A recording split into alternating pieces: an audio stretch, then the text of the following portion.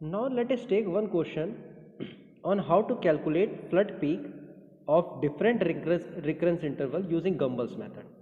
तो हम क्वेश्चन देखेंगे Gumbel's मेथड से कि हम कैसे किसी दूसरे रिटर्न पीरियड का पीक फ्लड कैलकुलेट कर सकते हैं। तो क्वेश्चन क्या कह रहा है, flood frequency computation for the river eight dam by using Gumbel's method yielded the following results. यानी कि हमने कंप्यूटेशंस की यूजिंग Gumbel मेथड किसी रिवर पे, तो हमारे पास फॉलोइंग रिजल्ट्स आ रहा है। कहने का मतलब है कि रिटर्न पीरियड और पीक फ्लड मिल रहा है। यानी कि अगर 50 साल का रिटर्न पीरियड है तो पीक फ्लड कितना मिल रहा है, 40,809 मीटर क्यूब पर सेकेंड।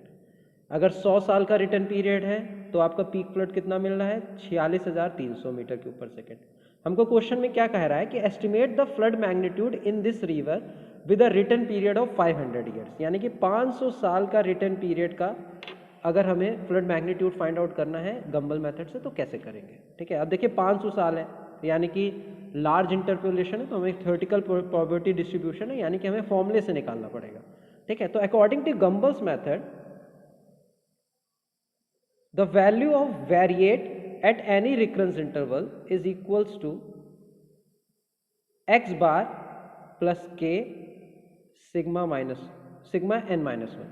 ठीक है, कहने का मतलब है अगर हमें किसी भी वेरिएट की वैल्यू निकालनी है जिसका रिटर्न पीरियड टी है तो उसके लिए फॉर्मूला क्या होता है, X bar plus K sigma N minus one. X bar क्या है, कोई डेटा गिवन है तो उसका मीन, ठीक है, उस डेटे का मीन, और सिग्मा एन माइनस वन क्या है, उस डेटा का क्या है, स्टैंडर्ड डेविएशन। और देखिए एक ही डेटा गिवन है क्योंकि एक ही डेटा से हमने रिटर्न पीरियड 50 साल का और 100 साल का पीक फ्लड निकाला है। तो यानी कि कहने का मतलब है एक्स बार और सिग्मा एन माइनस वन क्या होंगे, सेम होंगे। ठीक है, यानी कि अगर हम इसको इक्वेशन को लिखना है तो हम इस इक्वेशन को ऐसे लिख सकते हैं, x50 X bar plus k50 sigma N minus one. देखिए के मैं बताता हूँ अभी के क्या है, और फिर अगर हमें दूसरी इक्वेशन लिखना है तो x100 this is equals to x bar plus k100 sigma N minus one. अब देखिए एक्स बार और sigma N minus one same होंगे क्योंकि हमने सेम डेटा से ही हमने 50 ईयर्स रिटर्न पीरियड का निकाला है और 100 ईयर रिटर्न पीरियड्स का निकाला है। और हमारे पास के क्या है, के है फ्रीक्वेंसी डिस्ट्रीब्यूशन फैक्टर जिसकी वैल्यू क्या होती है, Y T minus Y N bar divided by S N. अब देखिए वाई टी, टी क्या है आपका रिकरेंस इंटरवल, तो इसीलिए हमने के 50 लिख दिया क्योंकि 50 साल रिटर्न पीरियड के लिए वाई टी क्या हो जाएगा, वाई 50 हो जाएगा, तो के 50 हो गया।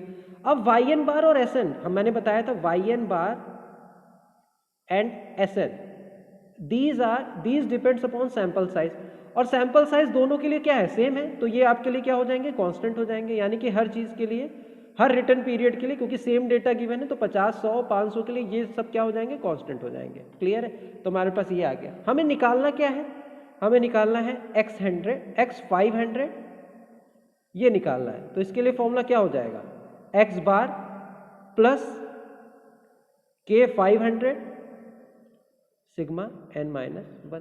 तो ये हो जाएगा हमारे पास। तो हमें x500 की वैल्यू निकालनी है, तो आइए कैसे निकालेंगे, क्योंकि अब हमें देखिए अगर हमें x बार पता चल जाए और सिग्मा एन माइनस वन पता चल जाए और k500 पता चल जाए तो हम x बार में x500 में डायरेक्ट फॉर्मूला पे पुट करके हम आंसर ले आ सकते हैं। लेकिन हमें ये सब पता नहीं है तो हमें कुछ ना कुछ अब टेक्निक लगानी पड़ेगी कि ये सब चीज़ें हमको मिल जाए। ठीक है, ये सब चीज़ें हमको मिल जाए। अगर हम इन दोनों इक्वेशन को सब्ट्रैक्ट कर दें, ये पहली इक्वेशन, ये दूसरी इक्वेशन, अगर हम इन दोनों इक्वेशन को सब्ट्रैक्ट कर दें तो ये कैंसिल आउट हो जाएगा क्योंकि ये सेम रहेगा, ये कैंसिल आउट हो जाएगा।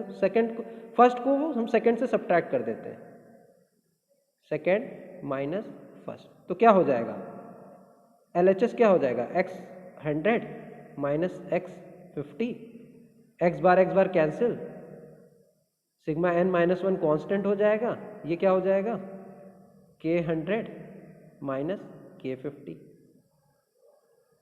ठीक है, ये आ जाएगा। x100 की वैल्यू गिवन है, हमें कितनी गिवन है, 46,300। x50 की वैल्यू कितनी गिवन है, 40,809। तो 46,300 minus 40,809 this is equals to sigma N minus one k100 minus k50। ठीक है, तो इसको हमने सॉल्व किया तो ये कितना आ गया, 5491। This is equals to sigma N minus one k100 minus K50। अब ये वैल्यू अगर हमें पता चल जाए K100 माइनस K50 की, तो हम सिग्मा n माइनस 1 निकाल सकते हैं, ठीक है। और फिर हम यहाँ से फिर x बार निकाल सकते हैं, तो हमारे पास सब चीज़ें आ जाएंगी। तो हम इसको एक अलग इक्वेशन ले लेते हैं, ठीक है। अब देखिए, अब चीज़ें क्या देखिए, ये आ गई हमारे पास, क्या आ गई हमारे पास 5491 sigma n minus 1 K100 minus K50, ये आ गया। But K is equals to YT minus YN bar divided by SN, ठीक है। और YN बार और SN कांस्टेंट है, तो हम इसको ऐसे भी लिख सकते हैं, ठीक है। यानी कि अब हम K100 को क्या लिख सकते हैं, अब हम K100 को लिख सकते हैं, अगर हम इसमें देखते हैं, अब K100 माइनस K50 को क्या लिख सकते हैं हम, K100 minus K50,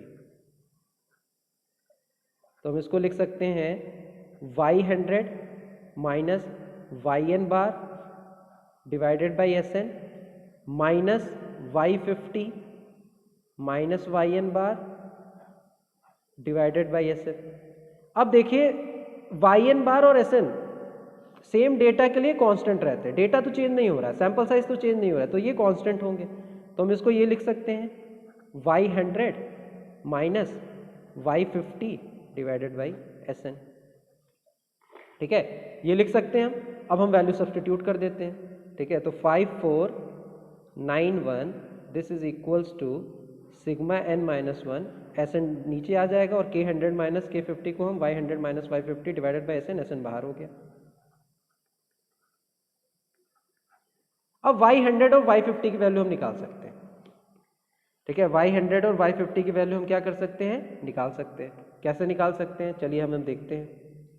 Y100 minus Y50 की वैल्यू कैसे निकाल सकते हैं, हम देखते हैं। तो Y100 क्या हो जाएगा, YT का फॉर्मूला होता था, याद करिए, minus ln T upon T minus 1, T upon T minus 1, T upon T minus 1, यहाँ T कितना है 100, तो T अपॉन T माइनस 1 99। जब इसको हमने सॉल्व किया तो ये आ गया 4.60015। इसी तरह हम Y100 भी Y50 भी कैलकुलेट कर सकते हैं। ये क्या हो जाएगा, minus ln T upon T minus 1 यानी कि 50 अपॉन 49। इसको हमने सॉल्व किया तो ये कितना हो जाएगा, this will be equals to 3.90194, ठीक है। अब हम वैल्यू सब्स्टिट्यूट कर देंगे तो हमारे पास sigma n minus 1 upon SN की वैल्यू आ जाएगी। कितनी आ जाएगी सिग्मा n वैल्यू, इसमें आप सब्स्टिट्यूट कर देते हैं इस इक्वेशन में। तो sigma n minus 1 upon SN की वैल्यू कितनी आ गई, 5491 divided by Y100 minus Y50। तो Y100 कितना है 4.60015, Y50 कितना है 3.90194। तो जब हमने इसको सॉल्व किया तो ये कितना आ गया 7864।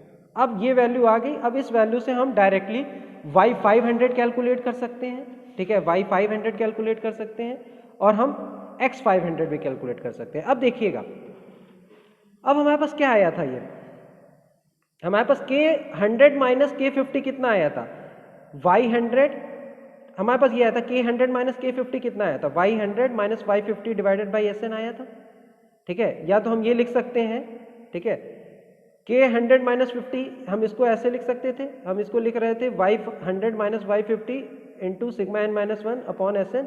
ये कितना था X100 माइनस X50 था। तो यानी कि हम ऐसे भी लिख सकते हैं X500 minus X100 this is equals to sigma n minus 1 upon SN Y500 minus Y100। हम इसको ऐसे भी तो लिख सकते हैं, क्लियर है। और ये वाले तो कांस्टेंट हो गए और इसकी वैल्यू हमारे पास आ चुकी है। X100 की वैल्यू पता है, हमें X500 की वैल्यू निकालना है और Y500 निकालना है, Y100 हम निकाल चुके हैं। तो X500 कितना हो जाएगा, X100 कितना था 46,900, sigma n minus 1 upon SN की वैल्यू कितनी आई 7864। Y500 को हम कैसे लिख सकते हैं, minus ln T upon T minus 1 यानी कि 500 अपॉन 499। और Y100 की वैल्यू हम निकाल चुके हैं, Y100 की वैल्यू कितनी थी 4.60015। क्लियर है? 60015। अब हमने इसको सॉल्व किया तो हम यहाँ से x500 की वैल्यू कितनी आ जाएगी? x500 की वैल्यू आ जाएगी 58,988 मीटर क्यूब पर सेकेंड। तो हम ऐसे अप्रोच लगाते हैं यूजिंग गंबल मेथड, किसी भी रिकरेंस इंटरवल पे हमें पीक फ्लो फाइंड आउट करना है तो। क्लियर है?